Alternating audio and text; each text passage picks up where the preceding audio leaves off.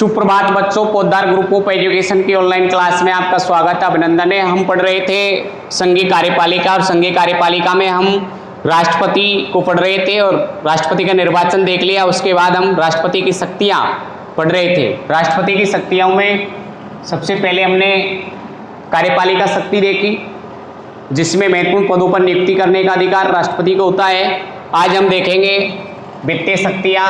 तो देखिए, वित्तीय शक्तियाँ भारतीय संविधान में राष्ट्रपति को वित्त से संबंधित निम्नलिखित शक्तियाँ प्राप्त की गई हैं। संविधान के अनुच्छेद 112 के अंतर्गत कहा गया है कि राष्ट्रपति के द्वारा प्रतिवर्ष आय व्यय का लेखा जोखा यानी बजट प्रस्तुत करवाया जाता है।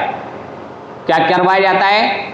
अनुच्छेद 112 में कहा गया है कि राष्ट्रपति प्रतिवर्ष मंत्रिपरिषद से आय व्यय का यानी बजट प्रस्तुत करवाया जाता है। अनुच्छेद 113 में कहा गया है कि बगैर राष्ट्रपति की अनुमति के कोई भी क्या नहीं करवाया जा सकता, कोई वित्त बजट पेश नहीं किया जा सकता। ठीक है, तो इस तरीके से वित्तीय कार्य भी राष्ट्रपति के द्वारा किए जाते हैं। और वित्तीय कार्य में हमने देखेंगे कि अनुच्छेद 112 के अंतर्गत राष्ट्रपति संसद के समक्ष क्या करवाता है? संघ का वार्षिक आय व्यय का विवरण प्रस्तुत करता है। अनुच्छेद 113 के बिना राष्ट्रपति की सिफारिश के संसद से किसी भी प्रकार की धन की मांग नहीं की जा सकती। अनुच्छेद 117 में वित्त से संबंधित कोई विधेयक बिना राष्ट्रपति की पूर्व स्वीकृति के संसद में प्रस्तुत नहीं किया जा सकता। तो देखिए, अनुच्छेद 112 में कहा गया है कि राष्ट्रपति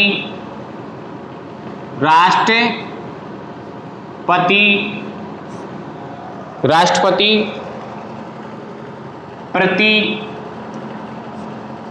वर्ष संघ का लेखा जोखा प्रस्तुत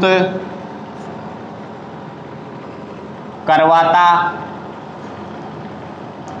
है कार्यपालिका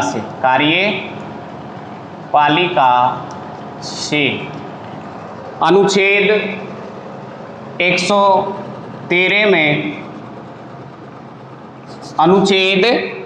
अनुच्छेद 113 में कहा गया है कि बिना राष्ट्रपति की सिफारिश के संसद से किसी भी प्रकार की अनुच्छेद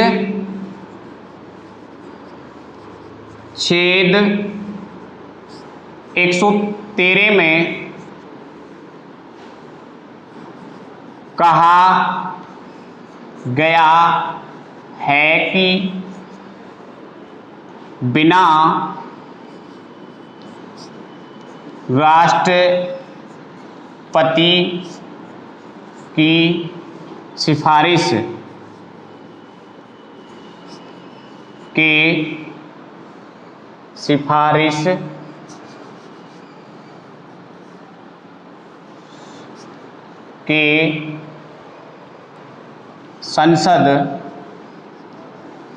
के संसद से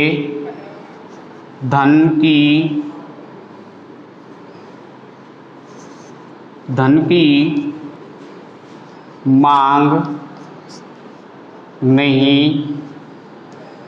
कर सकते हैं। ठीक है, बिना सिफारिश के अनुच्छेद 113 में कि बिना राष्ट्रपति की सिफारिश के धन की मांग नहीं कर सकते संसद से। किससे? सिफारिश के संसद से धन की मांग नहीं कर सकते। अगला जो आता है वो आता है में वित्त से संबंधित कोई भी विधेयक बिना राष्ट्रपति की पूर्व स्वीकृति के अनुच्छेद 117 में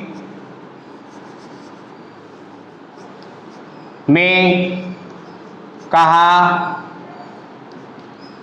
गया है कि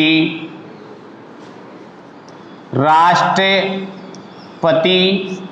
की पूर्व स्वीकृति स्वीकृति के बिना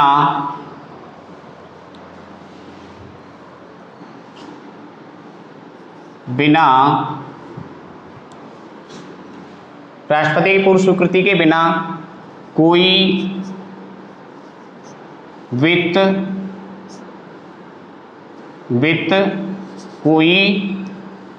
वित्त संबंधी विधेयक संसद में पेश नहीं किया जा सकता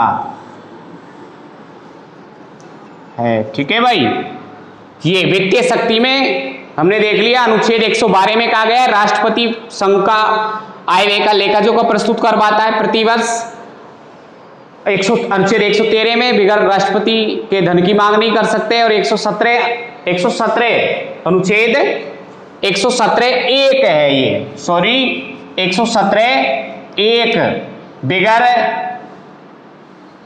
1 में कहा गया है कि राष्ट्रपति की पूर्व स्वीकृति के बिना कोई भी वित्त से संबंधित विधेयक प्रस्तुत नहीं किया जा सकता। अगला जो कार्य आता है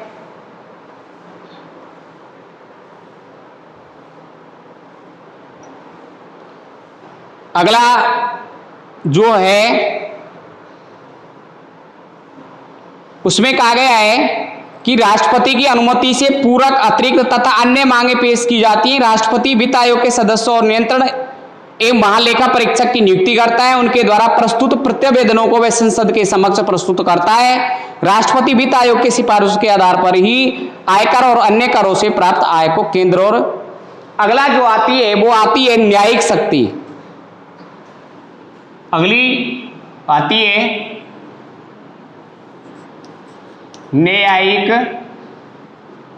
न्यायिक शक्ति। कौन सी? शक्तियां। न्यायिक शक्तियां में संविधान,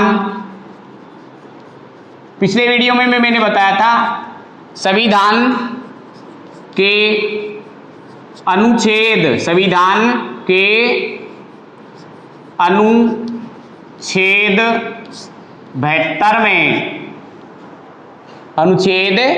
72 में राष्ट्रपति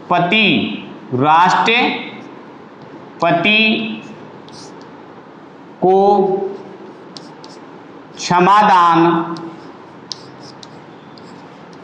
दान की शक्ति प्रदान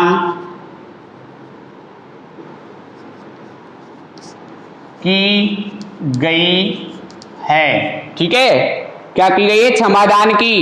राष्ट्रपति को अधिकार है कि वह किसी सजा पाए हुए व्यक्ति को क्षमादान दे सके। न्यायालय द्वारा दंडित व्यक्ति के संबंध में राष्ट्रपति को क्षमादान प्रदान करने, दंड को कम करने, दंड को बदलने की शक्ति प्राप्त है। इन शक्तियों का प्रयोग राष्ट्रपति 3 प्रकार के मामलों में कर सकता है। पहला, उन सभी मामलों में जहां दंड किसी सैनिक न्यायालय द्वारा किया गया हो। दूसरा, उन सभी मामलों में जहां दंड ऐसे अपराध के लिए दिया गया हो जो संघ की कार्यपालिका शक्ति के अंतर्गत आता है। तीसरा, उन सभी मामलों के लिए जिन्हें मृत्युदंड दिया हो। राष्ट्रपति की क्षमादान संबंधी शक्ति का राज्य के राज्यपाल और सैनिक न्यायालयों के सैनिक अधिकारियों के समाधान संबंधी शक्ति पर कोई प्रभाव नहीं पड़ेगा। इस शक्ति का प्रयोग राष्ट्रपति अपने मंत्रियों के परामर्श से करेगा। ठीक है भाई, सैनिक न्यायालय से सजा पाए हुए व्यक्ति, मृत्युदंड से संबंधित, यानी उस हमारे देश की कार्यपालिका के अंतर्गत आने वाले जो व्यक्ति हैं, जो चाहे उसे वो क्षमादान दे सकता है, मृत्युदंड को आजीवन कारावास में बदल सकता है ना। न्यायालय से सजा पाए हुए व्यक्ति जो होते हैं उन्हें सैनिक न्यायालय से सजा पाए हुए व्यक्ति को भी वो क्या कर सकता है? क्षमादान दे सकता है ना, सजा को कम कर सकता है। अब देखिए क्या क्या होता है क्षमादान में। यह लिखा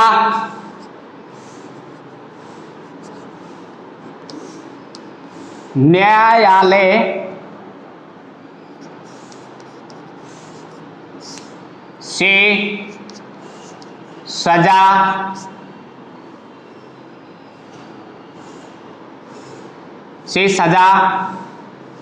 पाए हुए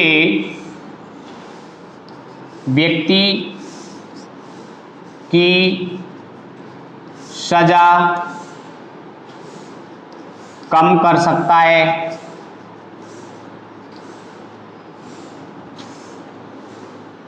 माफ कर सकता है।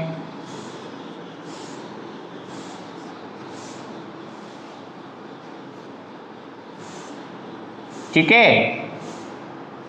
आजीवन कारावास की सजा को कम कर सकता है। ठीक है, इस तरीके से न्यायिक शक्तियों में आता है। अनुच्छेद 72 में राष्ट्रपति को क्षमादान की शक्ति प्रदान की गई है। न्यायालय से सजा पाए हुए व्यक्ति की सजा कम कर सकता है, माफ कर सकता है। तो ये सारी शक्तियां न्यायिक शक्तियों में आता है। कार्यपालिका के क्षेत्र में क्षमादान की शक्ति, अब देखो कई बार आपसे पूछा जाता है कि क्षमादान की शक्ति संविधान के किस अनुच्छेद के तहत राष्ट्रपति को प्राप्त है, तो आप बताओगे क्षमादान की शक्ति राष्ट्रपति को अनुच्छेद 72 के तहत प्राप्त है। क्या है वो? सैनिक न्यायालयों से सजा पाए हुए व्यक्ति की सजा पाए हुए व्यक्ति को क्षमा कर सकता है, सजा कम कर सकता है। मृत्युदंड पाए हुए व्यक्ति की सजा को कम कर सकता है। लेकिन अगला जो आता है उसमें ये कहा गया है कि इन सभी शक्तियों का प्रयोग, क्षमादान की शक्तियों का प्रयोग वो किससे मंत्रिपरिषद की सलाह से करेगा।